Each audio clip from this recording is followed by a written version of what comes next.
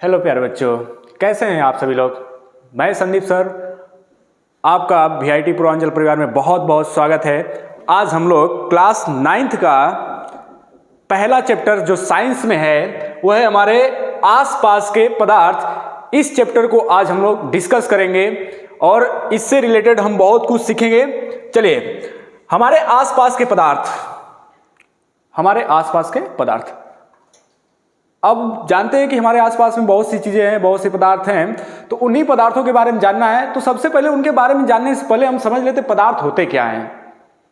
चलिए समझते हैं पदार्थ। देखिएगा, पदार्थ वह है जो स्थान घेरता है तथा जिसमें कुछ द्रव्यमान होता है तथा जिसका अनुभव हम अपनी इंद्रियों द्वारा कर सकते हैं। क्या कहलाता है? पदार्थ या फिर द्रव्य कहलाता है। पदार्थ या द्रव्य कहलाता है। ठीक है, चलिए देखिए, समझते हैं कि पदार्थ या द्रव्य क्या होता क्या है।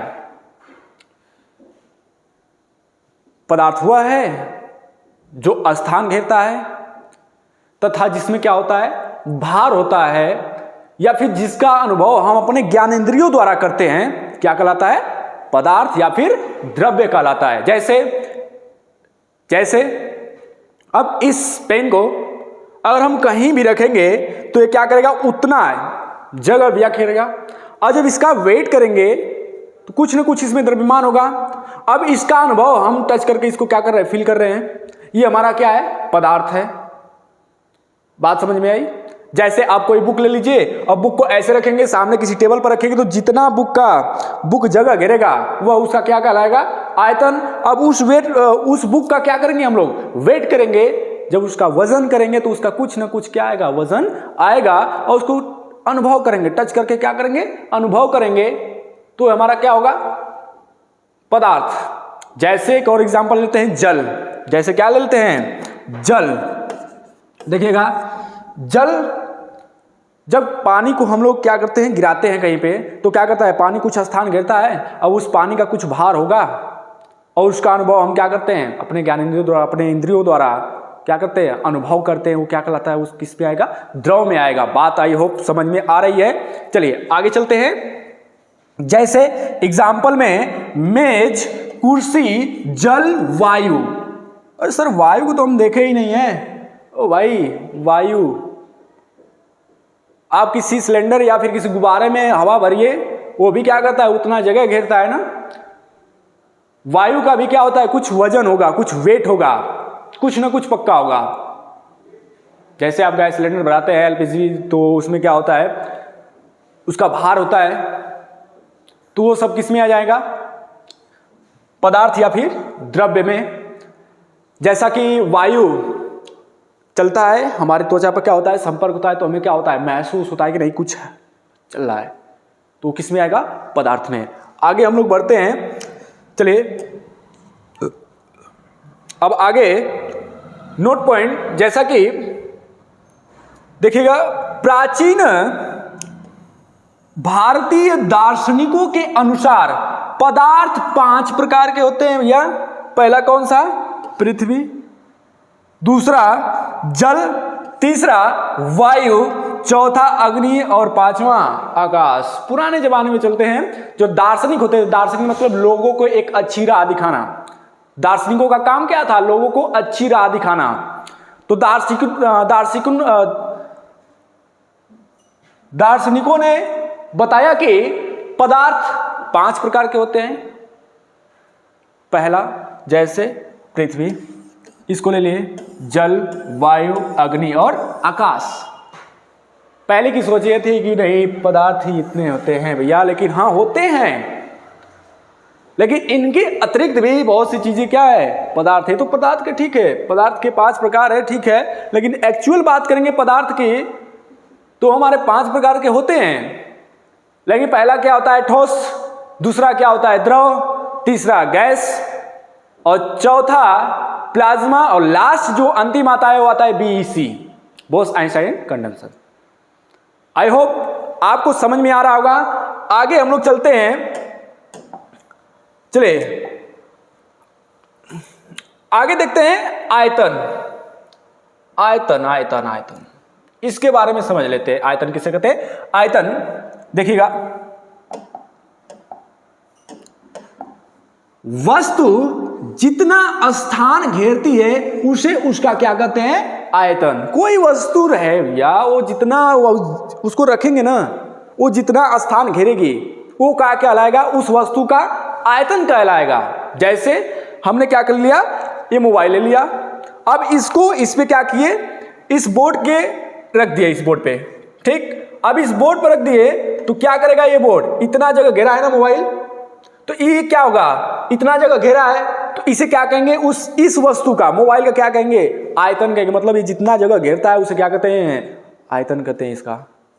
आई होप समझ में आ रहा होगा। चलिए अब आगे चलते हैं।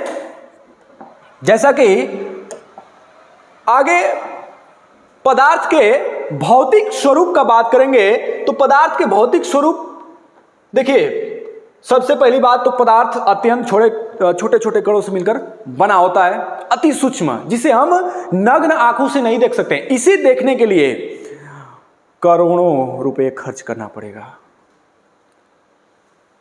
करोड़ों रुपए इसके लिए आता है। बहुत ही कई उपकरण आते हैं इसको देखने के लिए, लेकिन वो बहुत बहुत महंगे मिलते हैं। पदार्थ के कणों को अति सूक्ष्म कणों से मिलकर बना होता है, जिसे हम अपने नग्न आंखों से, अपने इस आंखों से डायरेक्टली नहीं देख सकते हैं। इसके लिए हमें क्या चाहिए? यंत्र चाहिए। बात समझिए, इसके लिए क्या चाहिए? यंत्र चाहिए। और भैया देखिएगा, पदार्थ का जो स्वरूप होता है या फिर पदार्थ किन किन चीजों से मिलकर बना है? पदार्थ अति सूक्ष्म कणों से मिलकर बना है, जिन्हें हम अपनी आंखों से क्या कर सकते हैं? नहीं देख सकते हैं। अभी मैंने जैसा कि बताया।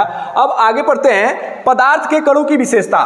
पदार्थ के कणों की क्या क्या विशेषता होती है, इस बात पे हम लोग चर्चा करेंगे। अभी जैसा कि पदार्थ के कणों की विशेषता में पहली जो विशेषता है पदार्थ की, कि पदार्थ के कणों के बीच रिक्त स्थान होता है, जिसे आणविक स्थान या अंतराल आणविक आकाश कहते हैं। जैसे आपको एक बहुत ही बढ़िया एग्जाम्पल, जो कि घर पे आप प्रैक्टिस कर सकते हैं, घर पे भी इस चीज को प्रैक्टिस कर सकते हैं। जैसे हमने क्या लिया? 3 पात्र ले लिए, 3 पात्र ले लिए, ठीक है। चलिए पहले पात्र में हम क्या कर लिए? इसमें जल भर लिए, H2O, इसमें भी क्या कर लिए? जल भर लिए, और इसमें भी क्या कर लिए? जल भर लिए। या फिर किसी एक पात्र में हम क्या किए? 3 पात्र ले लिए। चलिए 3 पात्र, पहला पात्र, दूसरा और तीसरा, 3 पात्र हम ले लिए। पहले में क्या किए?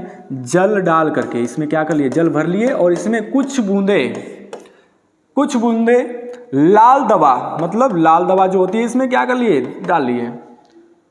या फिर इसमें स्याही, क्या किए? स्याही डाल लिए। अब इसको घोल दिए, स्याही डालकर इसको क्या किए? घोल दिए। अब सुनिएगा, इसमें से 10 ml, 100 ml का क्या बनाया है? विलेन बनाया है, ठीक है। इसमें से 10 ml निकाल करके क्या कर दिए? इसमें डाल दिए, और डाल करके फिर इसमें क्या किए? जल मिलाए, और जल मिलाने के बाद फिर इसको क्या किए? मिक्स किए, फिर इसमें से निकाल करके इसमें फिर 10 ml इसमें डाल दिए। बताइए, तीनों पात्र में जो स्याही का कलर होगा वो तो नीला होगा, किसी भी कलर, तो बहुत से प्रकार के स्याही आते हैं, तो उसका जैसा कलर होगा, लेकिन हाँ हल्का होगा। लेकिन इसके जो पार्टिकल्स हैं वो क्या होंगे? सब में, जल में क्या हो जाएंगे? घुल जाएंगे, जल के कणों के बीच समाहित हो जाएंगे। अगर इस तरह से नहीं समझ में आ रहा है तो आप घर पे प्रैक्टिकल कर सकते हैं। आप 2 गिलास पानी लीजिएगा, 2 गिलास पानी, ठीक। 1 गिलास में NaCl नमक घोल लीजिएगा, और 1 गिलास को दूसरे वाले गिलास में पानी रहेगा, लेकिन इसमें कुछ ना घोलिएगा, ठीक। अब इस वाले गिलास में जिसमें नमक घोले हैं, इसमें थोड़ा सा इंक, स्याही डालिएगा, स्याही, और इसमें भी स्याही डालिएगा। देखिएगा किसमें घुलेगा? इसमें H2O में तो घुल जाएगा, लेकिन इसमें नहीं घुलेगा। कारण क्या है कि जो NaCl के जो कण थे वो जल में क्या हो गए हैं, समाहित हो गए हैं, अतः जल के कणों के बीच कोई जगह नहीं बचा है। और जैसा कि हम बताएं कि पदार्थ क्या होता है, छोटे छोटे छोटे छोटे छोटे छोटे कणों से मिलकर बना होता है, ये तो बात ठीक है, लेकिन कणों के मध्य देखिएगा एक छोटा छोटा स्थान, रिक्त स्थान है कि नहीं, इसे क्या कहते हैं, अंतरा आणविक स्थान या फिर अंतरा आणविक आकाश कहते हैं। आई होप समझ में आ रहा होगा आपको बातें। अगर नहीं समझ में आ रहा है तो कमेंट कीजिए, अगले वीडियो में जैसे ही वीडियो आएगा उसमें आपको हर एक चीज क्या किया जाएगा, डिफाइन कर दिया जाएगा। चलिए आगे चलते हैं। दूसरा पॉइंट जो है, पदार्थ के कण निरंतर गति करते रहते हैं, अर्थात उसमें गतिज ऊर्जा होती है। ताप बढ़ाने पर पदार्थ के कणों की गति ऊर्जा क्या हो जाती है, बढ़ जाती है। वाह कितना अच्छी बात कही, बहुत सही, कितना अच्छा बात। अगर विश्वास नहीं हो रहा तो आप घर पे प्रैक्टिकल कर सकते हैं आराम से। आप बैलून मार्केट जाइए, बैलून खरीद के लगाइए, उसमें एयर भरिए, हवा भरिए। अब उस बैलून को, जो हवा जिसमें भरे हैं, उसको 2 बैलून लीजिए, एक अंदर रखिए और एक बाहर धूप में रखिए। सबसे पहले बैलून फटेगा कौन, बाहर जो हम धूप में रखें वही फटेगा। कारण क्या है कि हमें पता है कि हवा भी क्या है, पदार्थ, और पदार्थ छोटे छोटे कणों से मिलकर बने होते हैं। अब बाहर वाला जो है प्रकाश में वो क्या होगा, उसके जो कण होंगे वो क्या होंगे, गर्म होंगे, और गर्म होंगे तो कहाँ हीट करेंगे। अब हीट वो जब गर्म हो गया तो तेजी से रनिंग करेगा, तेजी से गति करने लगेगा। और जब तेजी से गति करेगा तो बैलून के सरफेस पे क्या करेगा, बार बार अटैक करेगा, और जहां से बैलून का कमजोर एरिया होगा वहीं से क्या हो जाएगा, हवा निकल जाएगा और बैलून क्या हो जाएगा, फट जाएगा। आई होप आप घर पे प्रैक्टिकल करके देख लीजिएगा, और नहीं समझ में आया किसी दिन प्रैक्टिकल यहीं पे करेंगे हम लोग। बात क्लियर हुई? आई होप इतना बात आपको समझ में आ रहा होगा। अगली जो टॉपिक आएगी, अभी इसमें कुछ पॉइंटें बची हैं, उसको कल अगले वीडियो में आप लोग देखिएगा। आज के लिए बस इतना ही। जय हिंद, जय भारत।